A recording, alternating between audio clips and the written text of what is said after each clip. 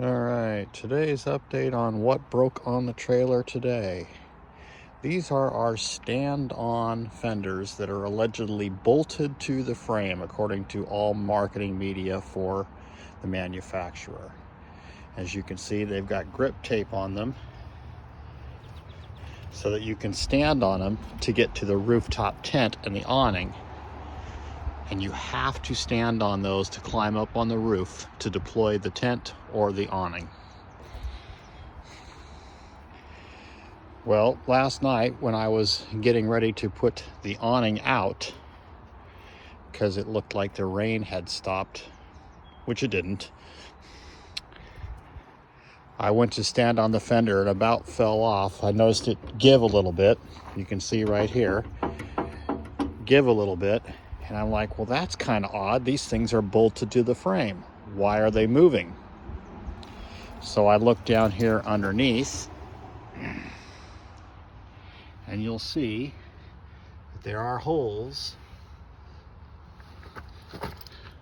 here, here, here, and here in the bracket to bolt to the frame. But there is no holes in the frame and no bolts. The only thing that there is two Tex screws right here and right here that screw into the floor of the trailer from up above. This one was completely loose and laying on the ground. Now these bolts inside the fender that hold the fender to the bracket are a nut and a bolt. That's considered a bolt. So I walked around and looked at the back, and in the back you could see there are two Tex screws in the top, and then there are 4 bolts, or what appear to be bolts, into the frame. However, those are not bolts. Those are Tex screws. In other words, a self-tapping screw. And they are indeed 4 of them there. Like I said, there is none here. There's slots in the bracket where they're supposed to be, but there is no holes in the frame, meaning those screws were ever driven into the frame. Now I walked around to the other side of the trailer here, and the other fender, and you can clearly see this one has 3 screws, but the 4th one is missing, and there is no hole in the frame, meaning no screw has ever been put in. This one is loose, and this one is loose, going into the floor of the trailer.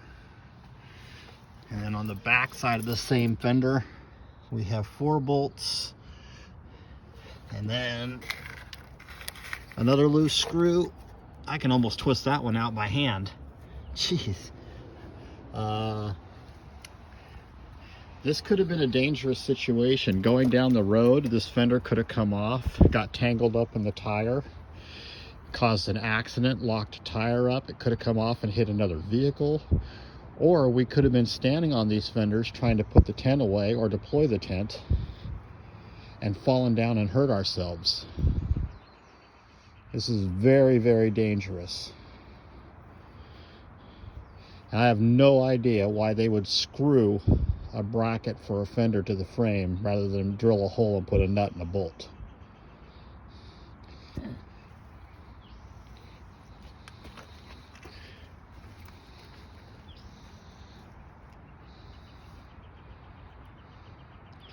I mean, when they go so far as to bolt the fender to the bracket, you would think they would at least bolt the bracket to the frame, but that doesn't seem to be the case. Something else that we found out is the tent has been shaking a lot. When somebody is in there moving around, it shakes the whole trailer. First we thought that the stabilizer jacks were digging into the ground. We put some big pieces of plywood underneath it the last time we were camping, and that didn't solve the problem. So I went up to the top of the trailer, checked the rooftop tent mounting hardware. That was all nice and snug. Then I found out that these bolts here and here on the hinge system, there were several loose, but not substantially loose. I tightened all those up. Checked the ladder placement and the bolts on the ladder. Those were all good. And then I went up and said, well, it's still moving. So I was standing on my step stool pushing on the trailer, and I was able to lift the roof rack tracks that are screwed into the top of the trailer. See if I can get up there and get a picture. These things right here, I was able to lift them up out of the off of the top of the trailer.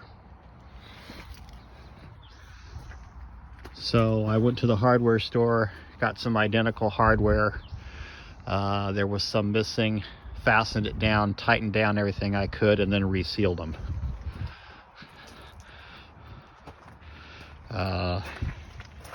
It's just another thing that's gone wrong in the 9.5 or 10 months that we've owned this trailer. Maybe it might be 11 months. And I have finally found the source of the cold draft in the trailer. And that is this cargo door and this cargo door are not solid.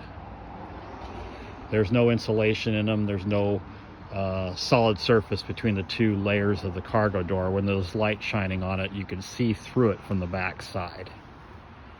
They're not insulated, which means that you've got cold air transfer from this side of the door to the other side. And that is certainly the source of the cold air in the front of the trailer. So anyway, that's today's update. And like I said, I don't get any kind of a response to emails from the manufacturer or the dealer. The last time I heard from the dealer, they were trying to get me to sign an NDA in exchange for a lithium-ion battery, but they wanted to mount on the outside of the trailer where it wouldn't be heated or cooled, which is a no-no for lithium-ion because they operate within a narrow temperature range. So, as always, like, subscribe, and share.